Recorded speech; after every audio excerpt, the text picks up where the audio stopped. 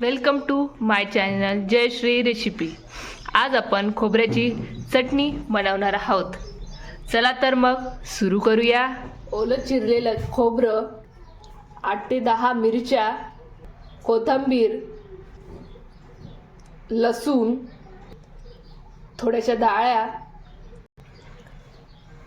पुदिना ऑप्शनल आहे, जिरे, हळद, किंचित साखर, मोहरी, हिंग, चवीनुसार मीठ टाकून घ्यावे। मिरच्यांचे तुकडे करून टाकावे। तुम्हाला कमी तिखट लागत असेल तर कमी मिरच्या टाकाव्या। लसूण, कोथिंबीर,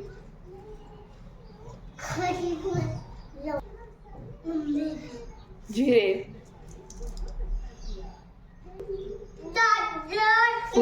पुदिना ऑप्शनल आहे, डाळ्या,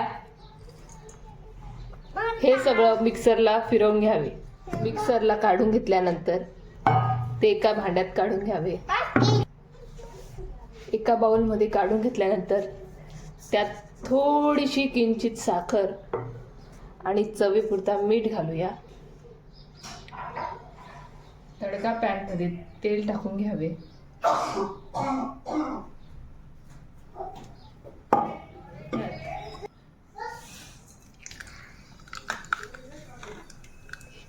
मोहरी टाकायची, हिंग टाकायचे,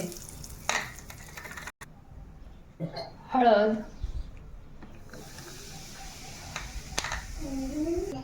गरम केलेला तडका चटणीत सोडायचा आहे।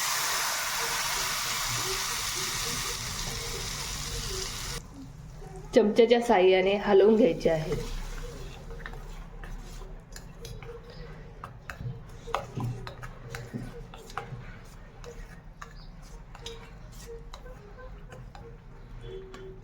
झाली आपली चटणी तयार।